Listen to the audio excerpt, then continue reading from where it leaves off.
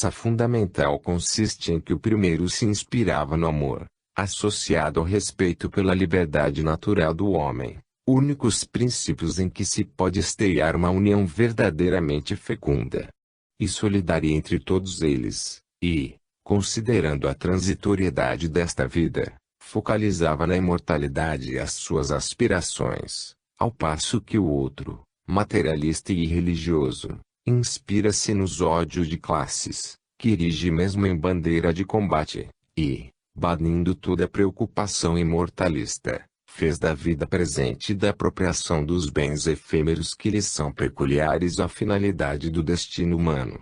É uma obra construída na areia movediça das contingências terrestres e não sobre aquela rocha viva de que falou Jesus, aludindo à aplicação de sua palavra, que o é de vida eterna, aos atos da vida humana, individual e coletiva.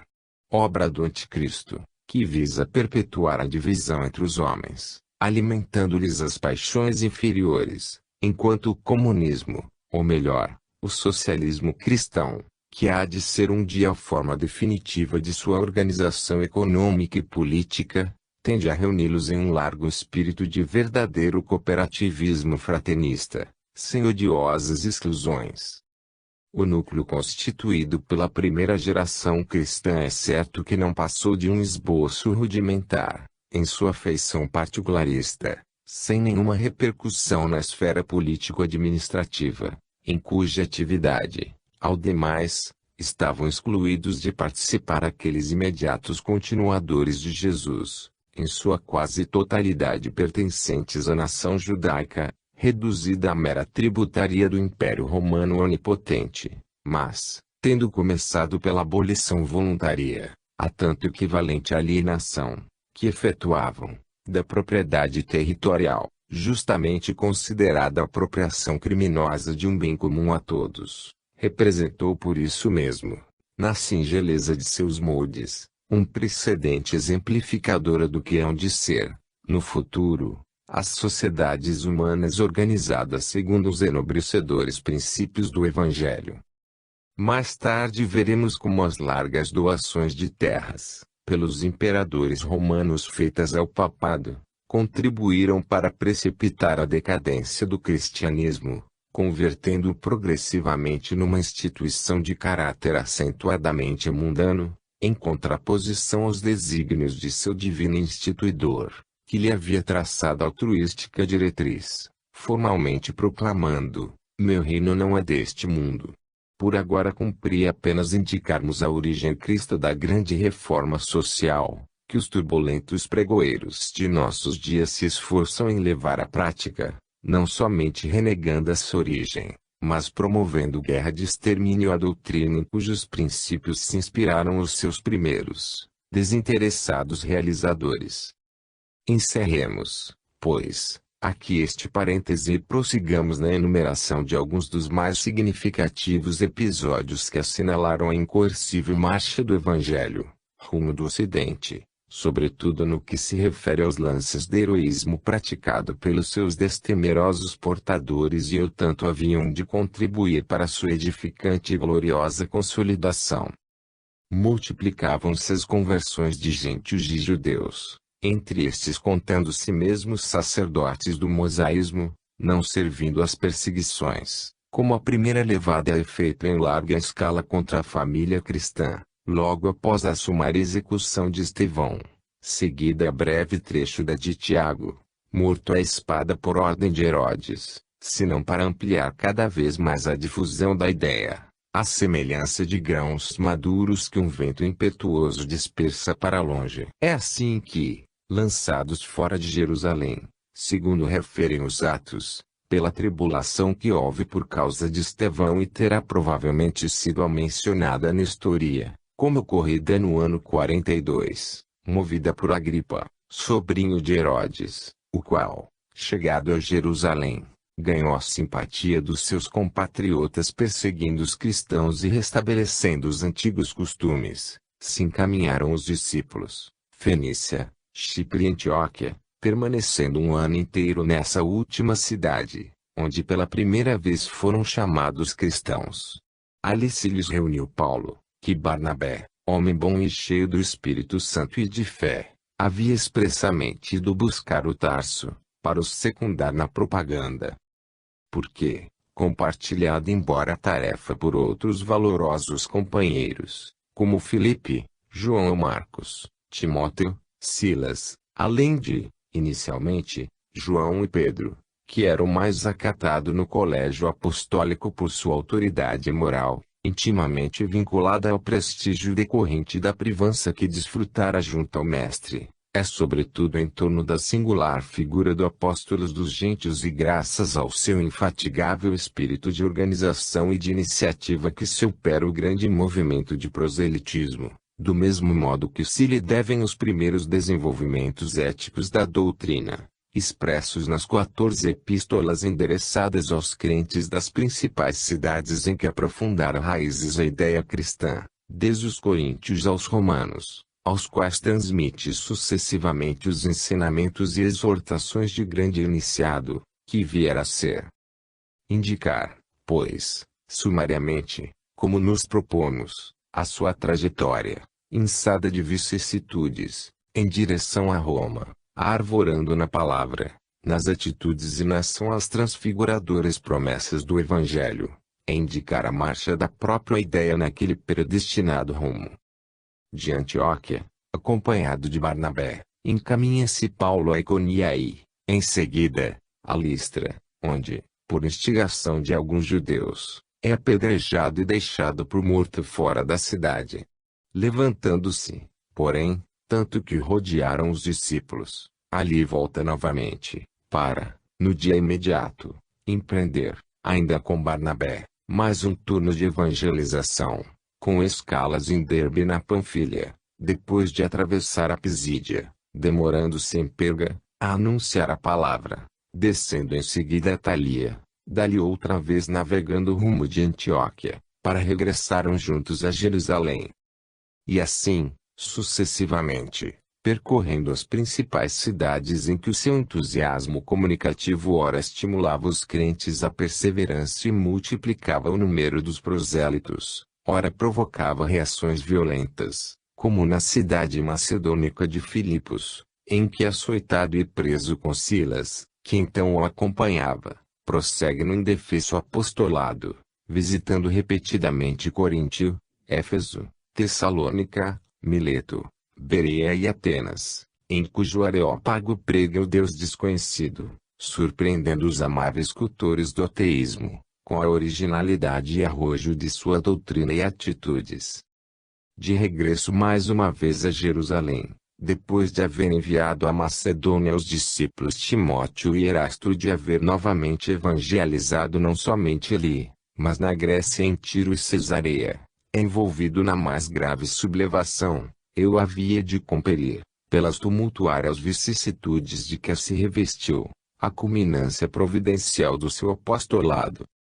Estando ele no templo, uns judeus vindos da Ásia, tanto que o viram, entraram a bradar, acusando-o de pregar contra o povo, contra a lei e contra o lugar santo, que, estrugiam, profanara, nele, introduzindo gregos.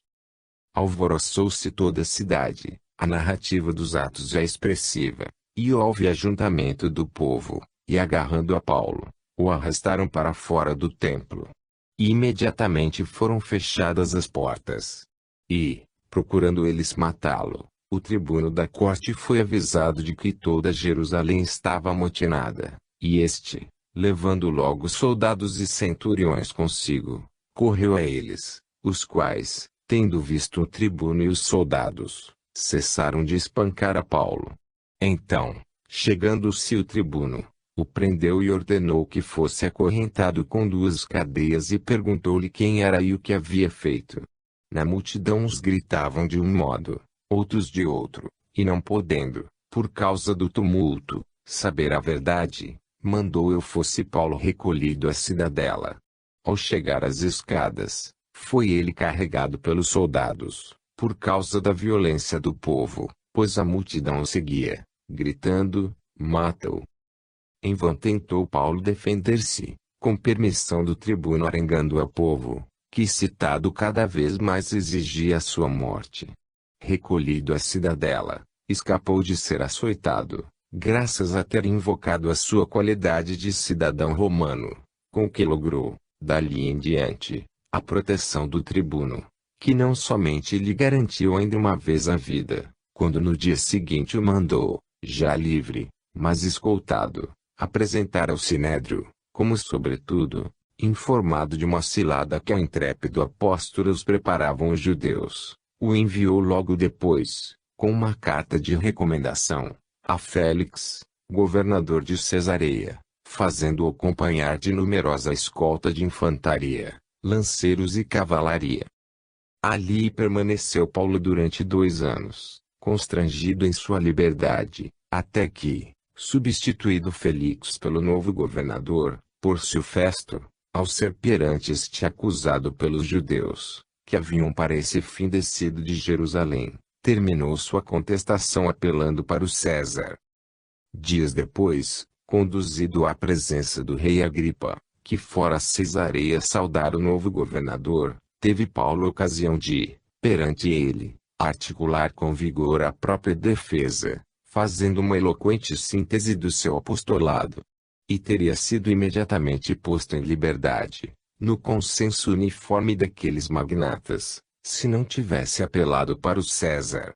Essa fortunada circunstância, todavia, longe de haver sido habilidade de homem, para sair-se do apuro em que estivera, como na aparência o faria supor semelhante gesto, outra coisa não fora realmente senão o resultado da assistência espiritual do Mestre, que em todas as emergências o inspirava, e para que se realizassem os desígnios de que, minha visão anterior, o cientificara.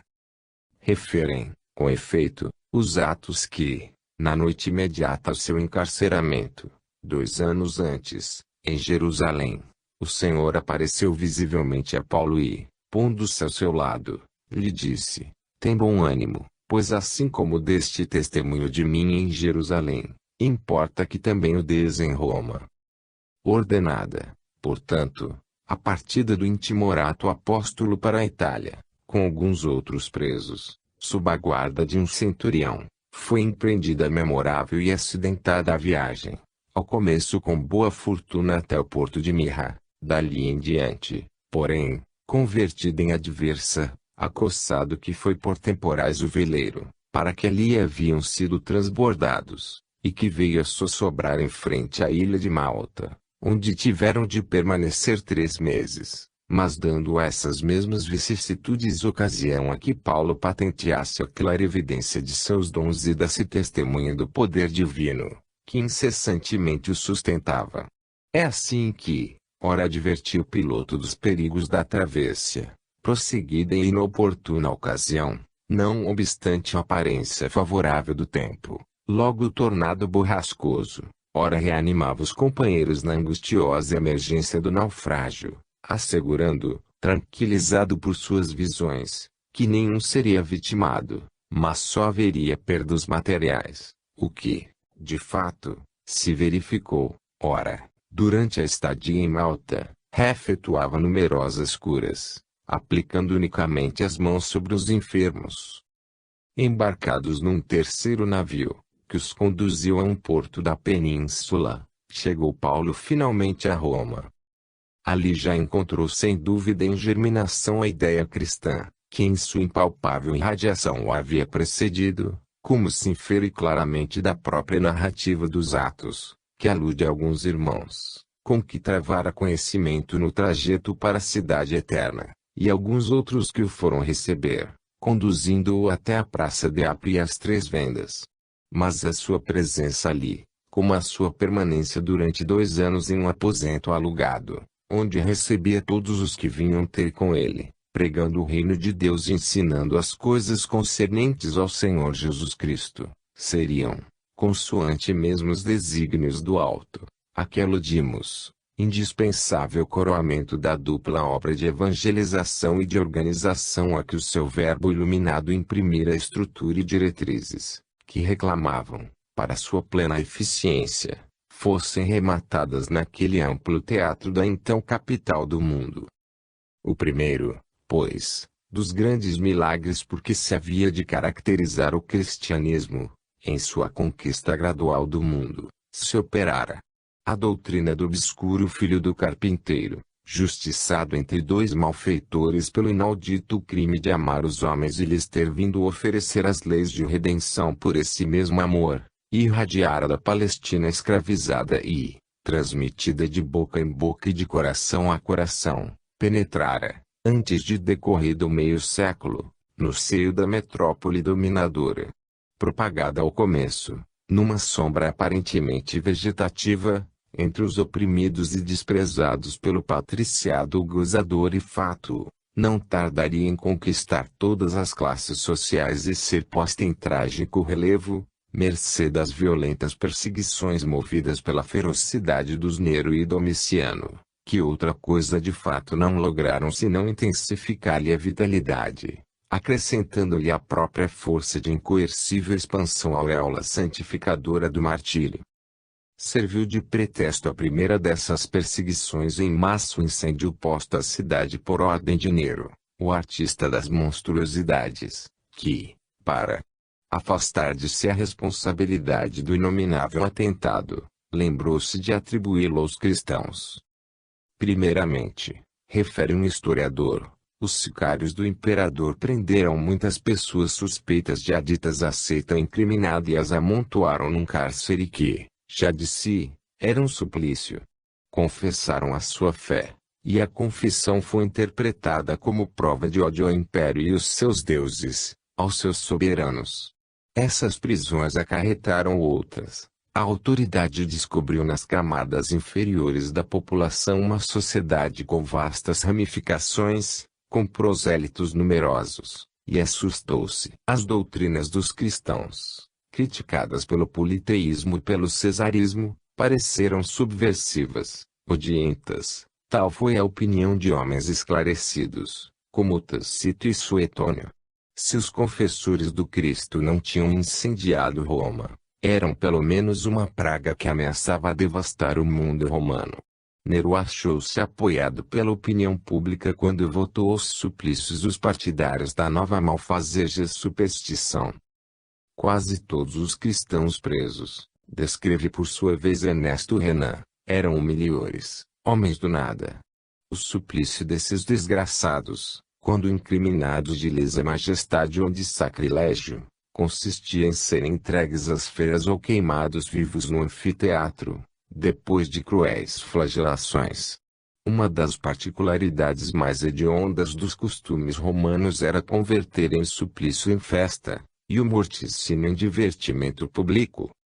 Roma, acrescenta mais adiante, poucos dias teve tão extraordinários.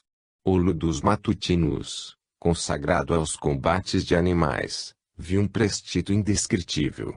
Os condenados, cobertos com peles de feras, foram lançados à arena, onde os despedaçaram matilhas de cães. Outros foram crucificados, alguns metidos em túnicas embebidas de azeite, peso ou resina e atados a postes, foram destinados para iluminar as festas noturnas.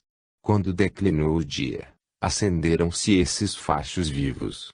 Nero ofereceu para o espetáculo os magníficos jardins que possuía além do Tibre e que ocupavam o atual espaço do Borgo, da Praça e da Basílica de São Pedro. Havia ali um circo começado, por Calígula, continuado por Cláudio, e que tinha por marco um obelisco tirado de Heliópolis. Esse lugar já tinha sido teatro de morticínios à luz de achotes. Calígula ali mandara decapitar, enquanto passeava ao clarão de fachos, muitos personagens consulares, senadores e damas. A ideia de substituir os brandões por corpos humanos impregnados de substâncias combustíveis pode parecer engenhosa. Como suplício, essa maneira de queimar em vida não era nova, era o castigo usual dos incendiários, o que se chamava a túnica molesta, mas nunca tinha sido transformada em sistema de iluminação.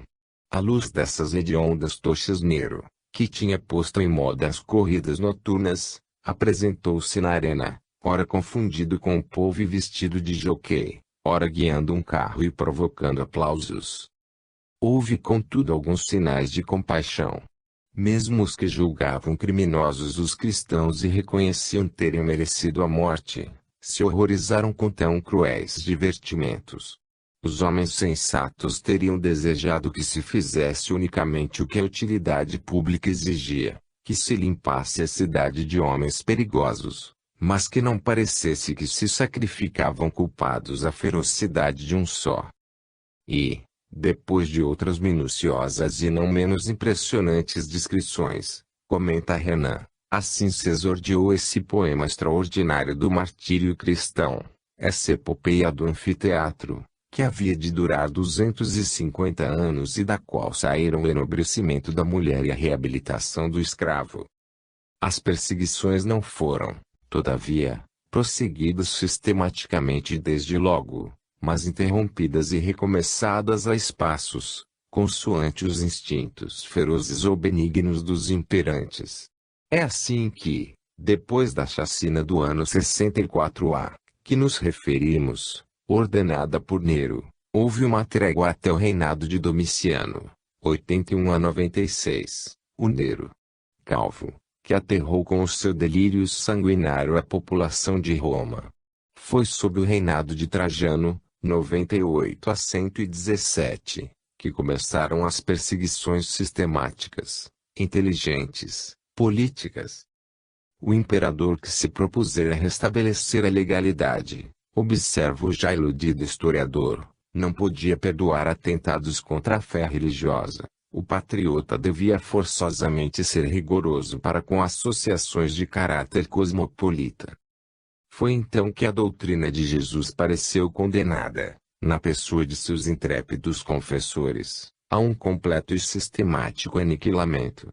Da rapidez com que se propagara e que na opinião do citado historiador parece miraculosa, dá ele testemunho assinalando que no tempo de Nero, 33 anos depois da morte do Cristo, já havia em Roma numerosos cristãos, que se distinguiam bem dos judeus. Já haviam penetrado em províncias afastadas e eram tantos que se considerou um triunfo o seu suposto extermínio.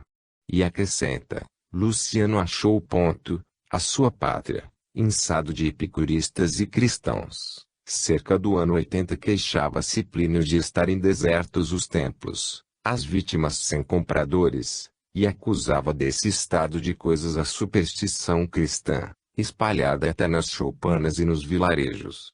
E os prosélitos não eram já exclusivamente homens do povo. Plínio encontrou-os de todas as condições e de todas as idades. Tertuliano declarou ao procônsul que, se continuasse a perseguir os cristãos de Cartago, teria de dizimar a cidade e acharia entre os criminosos muitas pessoas da sua classe, matronas, senadores, amigos.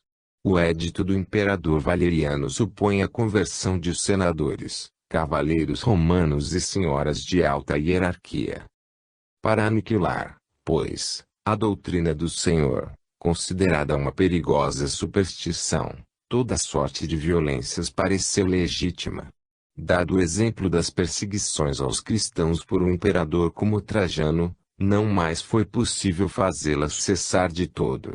Quando os césares as não ordenavam e os seus delegados as não iniciavam, exigia-as a plebe nas grandes assembleias ruidosas e tumultuárias, nos dias de festa do paganismo, na embriaguez sanguinária do anfiteatro, gritando, os cristãos às feiras, os cristãos à fogueira. Então, excluídos do amparo das leis e postos fora da sociedade, dir-se-ia mesmo que os degradados da espécie humana, como seres singularmente malfazejos, espionados e perseguidos, os confessores de Jesus ora se refugiavam nas catacumbas de Roma, para celebrar, na comunhão de seus corações abrasados de fé, o inefável mistério do reino dos céus, ora plena luz, em presença de seus implacáveis algozes, ostentavam a intrepidez da convicção imortalista que os animava, em lances de heroísmo verdadeiramente sobre-humano, jamais igualada em qualquer outra época da história. Os seguintes episódios, espigados entre os mais expressivos ou comovedores, podem dar uma ideia do que foi, durante séculos, Esse espantoso conflito entre as forças tenebrosas do mal, a que serviam de instrumento as desvairadas multidões, encabeçadas pelos seus cruéis dominadores, e as invisíveis hostes do Senhor, inspirando, fortalecendo e sustentando aqueles que se haviam proposto ser, na vida e na morte, os destemidos arautos de sua redentora doutrina. Ao terminar Adriano a esplendida habitação de Tibur, celebrou, para inaugurar, sacrifícios pomposos. Mas as vítimas, os auspícios, os agouros ou não davam sinais, ou só os davam sinistros. Os deuses, interrogados por meio de evocações mais poderosas, responderam, como havemos de proferir oráculos, se Sinfonosia e seus 7 filhos todos os dias nos ultrajam, invocando seu Deus, o imperador mandou chamar a acusado e perguntou-lhe quem era. Respondeu, meu marido Getúlio e seu irmão Amantus, tribunos militares, sofreram por Jesus Cristo, preferiram ser decapitados a sacrificar aos deuses, alcançando o opróbrio na terra e glória entre os anjos. Tendo-lhe Adriano ordenado que queria ir juntar-se ao esposo, conduziram-na a um templo de Herodes, onde a esbofetearam e suspenderam pelos cabelos, sem lhe abalarem a constância. Afinal foi lançada às cascatas, que os cantos voluptuosos de Horácio celebraram. Os filhos imitaram-lhe a firmeza. Quando Sinforiano, em Autum, foi levado ao suplício, sua mãe gritou-lhe do alto das muralhas, meu filho, eleva teu coração ao céu.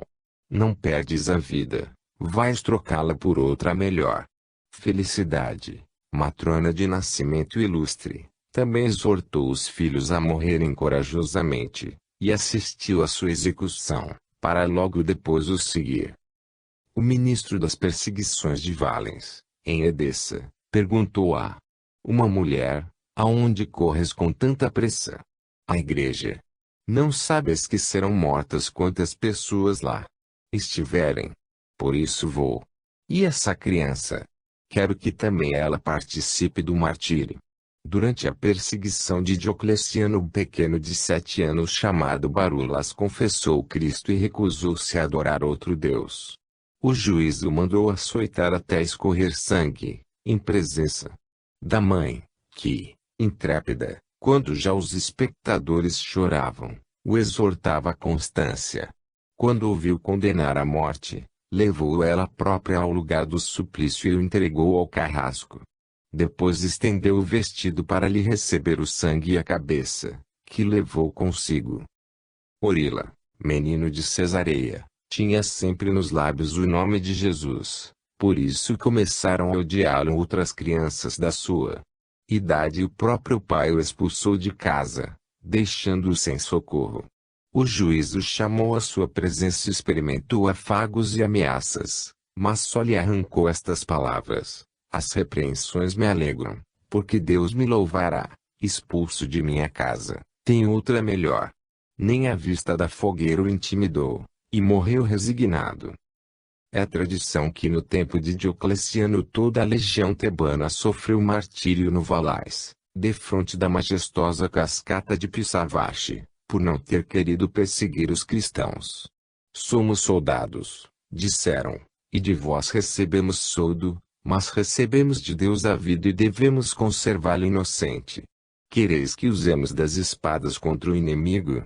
Falo-emos, mas não as voltaremos contra inocentes.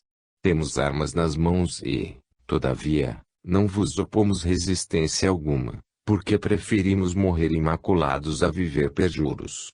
Distinção desconhecida aos soldados da antiguidade que parecia anunciar os tempos novos, nos quais a obediência é irracional. Em Sebaste, durante a perseguição de Licínio, 40 soldados de diferentes países, que se declararam cristãos foram, por um novo requinte de crueldade, expostos toda uma noite aos rigores da invernia num banho gelado, tendo junto de si um banho tépido, que os convidava a aliviarem nele os sofrimentos. Só um fraquejou, os outros se animaram reciprocamente como em dia de combate. No dia seguinte foram todos lançados ao fogo. Os algozes, Intencionalmente, deixaram-o como esquecido, esperando que abjurasse, mas sua mãe o impeliu, dizendo-lhe: vai e termina com teus irmãos a obra que tão bem começaste, para não seres o último a comparecer diante de Deus. Como o juiz lançasse em rosto a Afra, prostituta da Recia, a sua passada ignomínia, respondeu-lhe ela que tinha distribuído o dinheiro mal ganho pelos pobres, que só a custo haviam aceitado esse preço de sua infâmia. Compreendia agora, acrescentou, que Jesus Cristo viera para chamar a si os pecadores, pois lhe permitia confessar o seu santo nome diante da morte e pedir misericórdia para os pecados que cometera.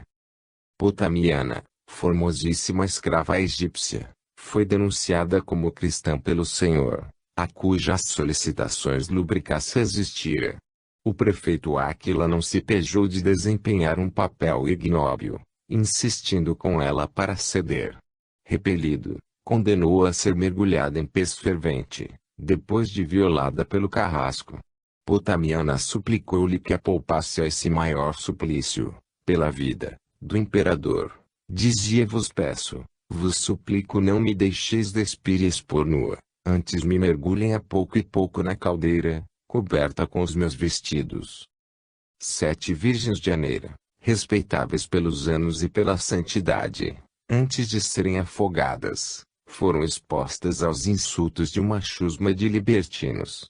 Tecusa, a mais idosa, tirando o véu e mostrando os cabelos brancos ao miserável que a queria ultrajar, lhe disse: talvez tenhas mãe, com os cabelos brancos como os meus. Deixa-nos as nossas lágrimas e guarda para ti a esperança do perdão, que Jesus Cristo te concederá. Em Cartago, Perpétua e Felicidade se tornaram famosas pelo seu heroísmo. A primeira, nascida de nobre família, de 22 anos de idade, tendo uma criança de peito, vivia com o pai, a mãe e 2 irmãos. A outra era escrava e estava grávida. O pai de Perpétua, pagão zeloso, queria que ela sacrificasse aos deuses. Como tinha passado algum tempo, diz ela, contando o que sofreu, sem ver meu pai, dei graças a Deus, e a sua ausência me permitiu respirar livremente. Durante esses poucos dias nos batizamos, e ao sair da água implorei a Deus paciência nos sofrimentos físicos. Pouco tempo depois fomos metidas no cárcere, o que me assustou, porque nunca tinha visto semelhantes trevas. Que dias horríveis! Que calor produzia a aglomeração! Os soldados nos maltratavam e eu estava inquieta por meu filho. Então os diáconos Tértio e Pompônio, que nos assistiam, obtiveram, a peso de ouro, permissão para tomarmos ar, durante algumas horas. Saímos, e cada qual pensava em si. Dei o peito a meu filho, recomendando a minha mãe, e consolei meu irmão. Afligia-me contudo, pensando em quanta dor lhes causava, e passei muitos dias sobre esta cruz. Correu voz de que íamos ser interrogadas. Meu pai veio da cidade, prisão e, no auge da angústia, me disse: filha, piedade para os meus cabelos brancos. Piedade para teu pai. Se mereço este nome, se te eduquei até a cidade, se te preferi a meus outros filhos, não me cubras de opróbrio. Pensa em tua mãe, lembra-te dessa criança que amamentas e que te não poderá sobreviver. Desiste dessa obstinação, para nos não perderes a todos, porque nenhum de nós ousaria mais erguer a cabeça, se te sucedesse alguma desgraça. Assim me falou enternecido, beijando-me as mãos, ajoelhando aos meus pés, chorando, chamando-me já não sua filha, mas sua senhora. Estava compadecida, lembrando-me que de toda a família seria ele o único que não se regozijaria com o nosso martírio e, para o consolar, disse: será o que Deus quiser, porque não estamos em nosso poder, mas, no seu. Saiu consolado. No dia seguinte, à hora do jantar, nos vieram chamar para o interrogatório. A notícia logo se espalhou nos bairros vizinhos e atraiu muita gente. Subimos ao tribunal. O procurador Flaviano me disse: lembra-te da velhice de teu pai, da fraqueza de teu filho, sacrifica pela prosperidade dos imperadores. Tal não farei, respondi. E ele, és cristã? Sou cristã, lhe tornei. Como meu pai tentasse tirar-me do tribunal, Flaviano o mandou expulsar, até lhe deram com uma vara, e eu senti a pancada como se a tivesse recebido. Estava tão aflita, por ver meu pai maltratado na velhice. Então Flaviano sentenciou, ordenando que fôssemos lançados às feras. Voltamos alegres para a prisão, e eu mandei o diácono Pompônio pedir a meu pai o filho das minhas entranhas, que estava acostumado a ficar junto de mim e a mamar o meu leite, mas não o pôde obter, e Deus permitiu que a criança não procurasse o meu peito e que o leite me não incomodasse. A piedade de pessoas que lhe sobreviveram assim descreveu os últimos momentos das heroínas. Felicidade estava grávida de 8 meses. Vendo aproximar-se o dia do espetáculo, vivia em grande apreensão de que o seu martírio fosse adiado, porque era proibido executar mulheres grávidas. Os companheiros do seu sacrifício também se afligiam com a ideia de a deixarem só no caminho das suas esperanças comuns. Todos se reuniram, pois, para orar e chorar juntos, 3 dias antes do espetáculo. Apenas acabou a prece. Logo Felicidade sentiu as dores e, como o parto é naturalmente mais doloroso no 8º mês, sofreu muito e gemeu. Por isso lhe disse o carcereiro, se agora te lamentas, que será? Quando estiveres exposta às feras. Deu à luz uma menina, que uma cristã criou como sua. Os irmãos e todos os outros tiveram licença para entrar na prisão e animaram. O carcereiro estava convertido. Na véspera do combate lhe serviram, segundo o uso, o banquete livre, que era público, mas os mártires o converteram num ágape e falaram ao povo com acostumada liberdade, dizendo, olhai bem para nós, a fim de nos conhecerdes no dia do juízo. Quando soou a hora da luta, os mártires saíram da prisão para o anfiteatro como para o céu, serenos e mais alegres do que assustados. Seguiu-os Felicidade com passo firme e a fisionomia risonha, como pessoa pertencente a Jesus Cristo, baixando os olhos, para ocultar aos assistentes o seu fulgor. Sentia-se feliz por ter dado à luz e poder já afrontar as feras. Chegados à porta quiseram obrigá-los a aceitar os adornos dos que figuram em tais espetáculos. Eram, para os homens, o manto vermelho dos sacerdotes de Saturno, para as mulheres, as fitas que usam na cabeça as sacerdotisas de Ceres. Mas os mártires recusaram as librés da idolatria. Quando despiram Perpétua e Felicidade, para as envolver em redes e expô-las a uma vaca raivosa, o povo estremeceu de horror ao ver uma tão delicada, a outra mal convalescida do parto. Foram, pois, retiradas e cobertas com amplas roupas. Perpétua, atacada primeiro, caiu de costas, sentou-se logo na arena e, vendo que de um lado se lhe tinham rasgado as roupas, puxou-as para cobrir uma coxa, mais ocupada do pudor que do sofrimento. Juntou os cabelos que se lhe tinham soltado, para não parecer estar de luto, e vendo Felicidade estendida, deu-lhe a mão, para a ajudar a erguer-se. As mártires foram assim para a Porta Sana Vivaria, onde Perpétua foi recebida por um catecúmeno chamado Rústico. Ali, como desperta de um profundo sono, pôs-se a olhar em volta de si, dizendo, quando é que me expõe nessa vaca bravia? Informada do que se passara, não o quis acreditar senão quando viu no corpo e no fato os vestígios do que sofrera. Apareceu-lhe o irmão. Perpétua lhe disse, assim como a Rústico, perseverai na fé, amai-vos uns aos outros e não vos escandalizem os nossos sofrimentos. O povo tornou a chamá-las ao anfiteatro, onde as duas mártires se apresentaram por impulso próprio, depois de terem trocado o beijo de paz. Perpétua coube a um gladiador inexperiente, que a feriu entre os ossos e a fez gritar. Os suplícios dos pacientes moribundos eram o noviciado dos gladiadores. Por fim, dirigiu ela própria à garganta o braço mal seguro do seu algoz. Com essa heroicidade, comenta o historiador, sabiam, fraco as mulheres agradecer ao Cristo a emancipação e nobilitação do seu sexo. Esses fatos, que assombram e confundem a tibieza dos meio-crentes de todas as épocas, têm uma significação e reclamam um comentário. 3. A ação divina, propulsora, causa eficiente da prodigiosa afloração cristã e de heroísmo dos seus mártires. O caso do cristianismo glorioso e heroica. Simultânea manobra, externa e interna, do anticristo contra a Igreja. Vicissitudes do Evangelho. Instituição do dogma da existência única, oposto à doutrina da pluralidade de existência sustentada por Orígenes e sancionada pelo Cristo.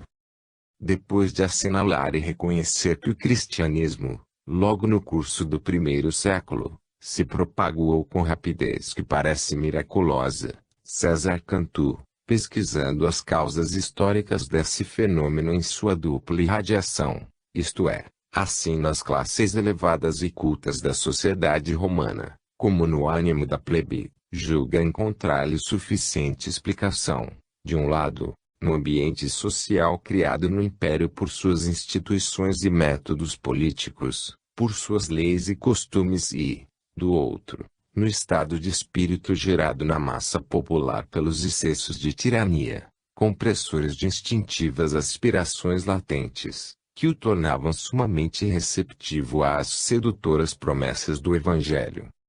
Nessa ordem de ideias, de que daremos apenas resumido extrato, diz ele, com efeito. A Grécia e Roma, os dois grandes agentes da civilização pagã, como que se tinham imposto a missão inconsciente de preparar o terreno para a sementeira da fé. A Grécia oferecera, à propaganda uma língua quase universalizada.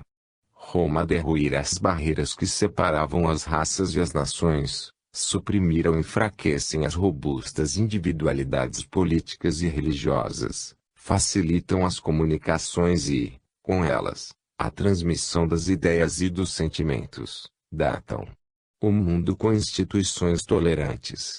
Se o cristianismo tivesse encontrado a Ásia e a Europa divididas em pequenos estados, dirigidos por governos aferrados às tradições, teria tido que sustentar uma tremenda luta e cada passo que aventurasse os missionários.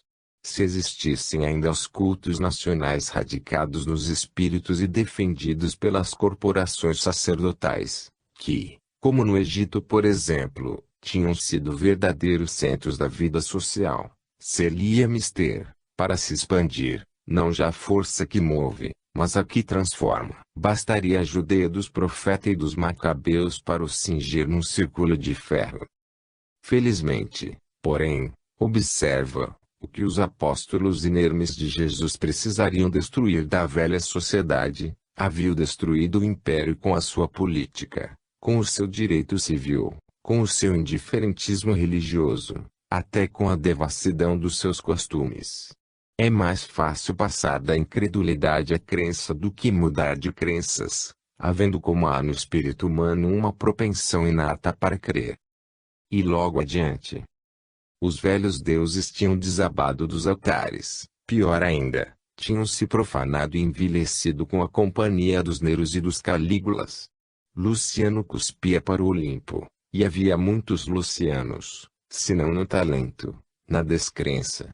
Os espíritos elevados fugiam da religião para o asilo da filosofia, inacessível ao vulgo. As superstições recrutavam prosélitos e se multiplicavam, prova de que os espíritos se não contentavam com simples negações. Os costumes licenciosos, acrescenta, a tirania dos ricos, dos grandes, dos senhores sobre os pobres, os humildes, os escravos, também os crimes e as torpezas da corte imperial, de algum modo, conspiravam em favor do cristianismo, conspiravam com a indignação e o desgosto que causava aos homens de inteligência e de coração, com os sofrimentos que impunham ao povo, com a reação moral que promoviam. Esse conjunto de circunstâncias, judiciosamente assinaladas, interrompamos aqui a transcrição para, Por nossa vez, observar, prova antes de tudo a oportunidade do momento histórico escolhido pelo Cristo para baixar a este mundo e, depois das lições intencionais contidas do início ao termo de sua evangelização, por nós indicadas no capítulo 1, impulsionar a marcha de seus discípulos e continuadores no rumo do Ocidente, admiravelmente preparado para a sementeira da fé. Prova ainda que dos próprios desvarios e erros humanos, das ambições e conquistas levadas a efeito com objetivos puramente egoísticos, sabe o poder divino utilizar-se para a realização de seus fins providenciais, dentro do vasto plano da harmonia por ele traçado para a evolução da humanidade. No tocante às classes obscuras, isto é, aos pobres e desprezados, aos quais, todavia, de preferência anunciava o Cristo seu Evangelho, assim se exprime o historiador. Para a parte da sociedade que era vitimada em benefício dos gozos da outra parte, o cristianismo tinha milagrosas seduções. Era a primeira vez que Deus se fazia humilde com os humildes, simples com os simples. Era a primeira religião, ao menos a primeira conhecida na Europa, que engrandecia os pequenos e condenava as distinções e as categorias estabelecidas pelas convenções ou pelos fatos sociais.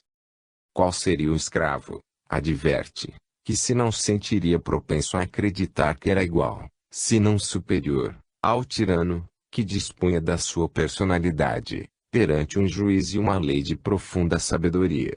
A ideia cristã tinha consequências e aplicações que transcendiam o foro íntimo e eram admiravelmente acomodadas às aspirações naturais de uma imensa parte do gênero humano. No ponto de vista puramente social e histórico, para explicar o entusiástico alvoroço com que os princípios teóricos do cristianismo e as promessas, que envolviam, de uma vida mortal, subsequente aos erros, injustiças e misérias da presente vida, eram acolhidos e se propagavam por todas as classes da sociedade, pareceram sem dúvida suficientes, ao observador circunscrito à ponderação dos fatores humanos, os motivos psicológicos que aí ficam resumidos. Quando, porém, da superfície do sucesso se pretenda remontar ao seu determinismo profundo, a deficiência de tais motivos se patenteara não só para explicar a celeridade vertiginosa com que, desajudado de todo prestígio social, que nenhum de seus propugnadores desfrutava, o cristianismo se propagou do fundo da escravizada Judeia à dominadora e opulenta metrópole romana, mas sobretudo aquela prodigiosa floração de mártires heróis que, durante séculos, em consecutivas gerações, realizaram a mais deslumbrante, verdadeiramente sobre-humana epopeia que jamais se desenrolou no cenário terrestre.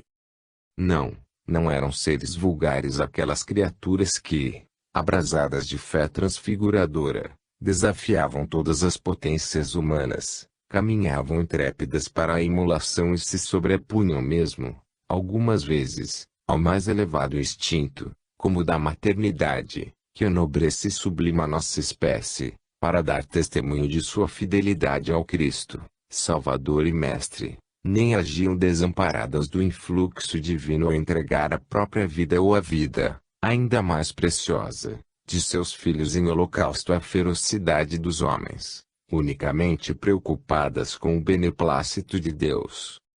Para quem possua, consoante a expressão bíblica, olhos de ver, a cadeia de sucessos que o já citado historiador denominou idade heroica do cristianismo só pode ser entendida e satisfatoriamente explicada à luz do seguinte critério espiritualista.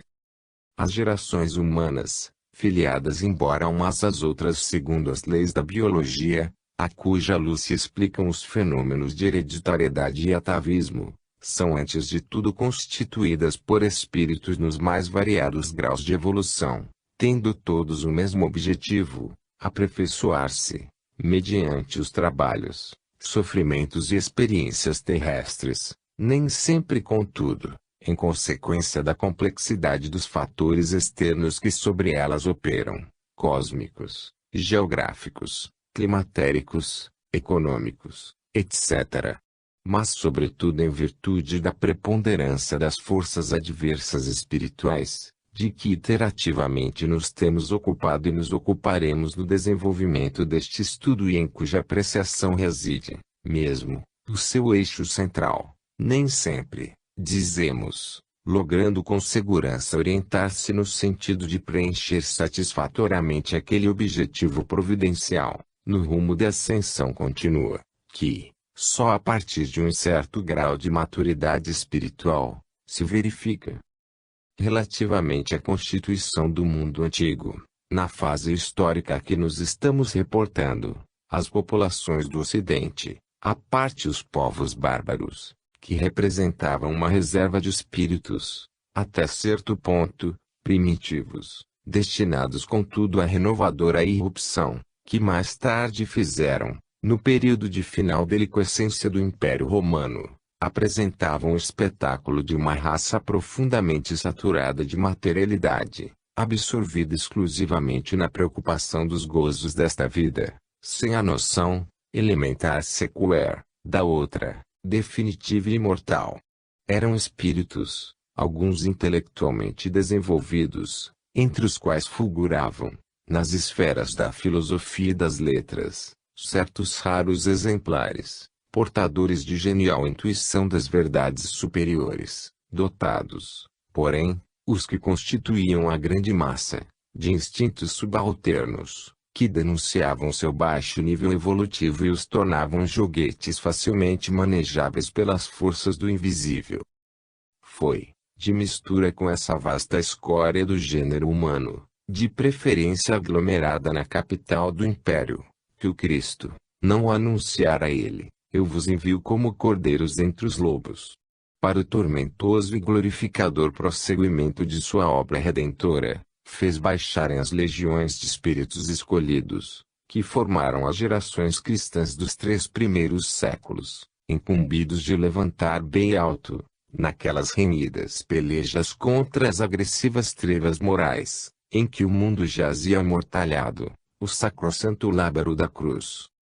Mergulhados, todavia, na espessura obscurecedora da encarnação material, que os expunha ao contágio deletério do ambiente social com que eram postos em contato, poderia o Cristo abandonar as suas exclusivas energias àqueles espíritos de escola, e seriam estas suficientes para oporem a pregoada irresistibilidade da influência mesológica o eloquente desmentido assim da pureza irrepreensível de seus costumes como da vivacidade de suas convicções imortalistas.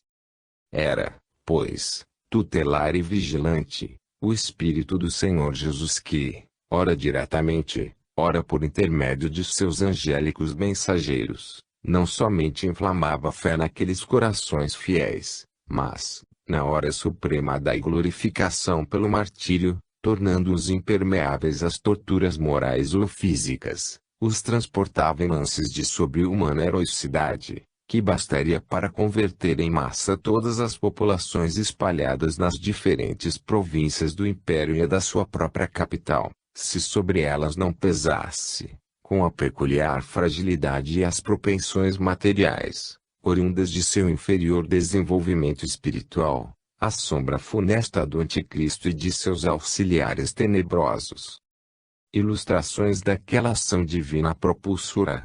2 únicos exemplos, de singular relevo, bastarão, a esse título, entre os milhares que a história registrou e dos quais um exíguo pugilo ficou reproduzido no final do anterior capítulo. Seja o primeiro aquela valorosa mãe de Sinforiano que, ao ver levarem-lhe, caminho do suplício, mais que um pedaço de sua carne, a própria vida, no filho de suas entranhas, longe de fraquejar ou sucumbir, lança-lhe, do alto das muralhas de Autun, o brado comovedor, que nem a distância dos séculos consegue amortecer e ainda hoje, e sempre, há de suscitar estremecimentos de assombro: meu filho, eleva teu coração ao céu, não perdes a vida, vais trocá-la por outra melhor. Seja o segundo a mãe de Barulas, aquele menino de 7 anos, que confessa o Cristo, a qual não somente resiste ao dilacerante espetáculo da flagelação do filho e, mais corajosa que os assistentes, emocionados até as lágrimas diante da inominável crueldade, proferida a condenação pelo juiz, não deserta ao seu posto, não procura arrebatar a criança, em nome do sacrossanto e vulnerado amor materno, mas, abrasada na mesma fé cristã e na mesma certeza da ressurreição, entrega o filho ao carrasco e, no momento de execução, tem apenas o gesto compassivo e heroico, estende o vestido e recolhe o sangue e a cabeça do mártir, e o levou consigo. Quem ousará dizer que semelhantes atitudes, em que a fragilidade humana desaparece numa transfiguração de celsas energias espirituais, não eram inspiradas e sustentadas pelos poderes superiores do invisível, únicos capazes de, sob a suprema direção do Cristo, assim levantar, sem dúvida, os mais nobres exemplares da nossa espécie, ainda amortalhados, todavia, no sudário da matéria, a verdadeira condição de semideuses. E era preciso que assim permanecessem infatigáveis os enviados do Senhor, em sua misericordiosa assistência junto aos heróis mártires, a fim de que pudesse a ideia cristã resistir vitoriosa à formidável pressão exercida pelo anticristo no sentido de aniquilar mediante as repetidas chacinas por ele suscitadas contra os seus gloriosos portadores, enquanto durou a idade heroica. Em seguida, qual, mudando de tática, ou antes, desenvolvendo em mais larga e intensa escala, passou a operar no seio da própria igreja organizada, insinuando-se no ânimo de seus representantes. Não é difícil a demonstração. Com intermitências, a que já tivemos ensejo de aludir, as perseguições aos cristãos, ora postas em prática sistematicamente, como no reinado de Trajano e, mais tarde no de Severo, ora interrompidas sob Comodos e seus imediatos sucessores que, por sua tolerância, permitiram desenvolver-se tranquilamente a Igreja, para serem ulteriormente renovados por Décio e, no fim de seu reinado, por Valeriano, suspensas novamente por Galiano. As perseguições, dizemos, vieram a ter o seu apogeu, por assim dizer, final sobre o imperador Diocleciano que, ouvido um conselho de notáveis, em cuja opinião convinha extirpar uma seita que, constituindo um Estado no Estado, lhe estorvava a ação e podia ameaçar-lhe a existência, deliberou efetivamente extirpá-la com todas as raízes. Dessa fase culminante assim nos dá notícia o já citado historiador. No dia das festas terminus, 23 de fevereiro de 308, o prefeito do pretório e os principais funcionários entraram à força na igreja principal de Nicomedia, onde não encontraram nenhum objeto de culto. Depois de terem queimado a escritura, derribaram em poucas horas o edifício, que, por ser erguido na parte mais alta e mais populosa da cidade, dominava o Palácio Imperial. No dia seguinte promulgou-se o edito de proscrição geral. Em todas as províncias seriam demolidas as igrejas, pena de morte a quem assistisse a conventículos secretos, ordem de entregar os livros santos para serem queimados solenemente, os bens das igrejas vendidos em praça, ou sequestrados, ou doados a corporações ou a cortesãos. Demais determinou-se que quem recusasse prestar homenagem aos deuses de Roma seria castigado, sendo homem livre, com a privação de honras e empregos, sendo escravo, com a perda do direito de emancipar-se. A lei deixou de proteger uns e outros, aos juízes cumpria receber quaisquer acusações contra os cristãos. Tal era, em substância, o decreto, que, se não fosse atestado por muitos historiadores, pareceria fábula. Envolvia, numa perseguição rancorosa a uma grande parte do mundo, permitia e dava liberdade a todas as violências, a todos os ódios particulares, sem ao menos deixar às vítimas o direito de se queixarem. O juiz, em vez de ponderar a acusação com as provas, devia tão somente descobrir, perseguir, martirizar quem fosse cristão ou quisesse salvar um cristão. Conta-se que um fiel, mais generoso que prudente, Lendo esse edito afixado em Nicomedia, rasgou e começou a invectivar os Césares. Ora, como os governos injustos castigam com a máxima severidade quem lhes conhece e revela os malefícios, esse infeliz foi queimado a fogo lento, para expiar o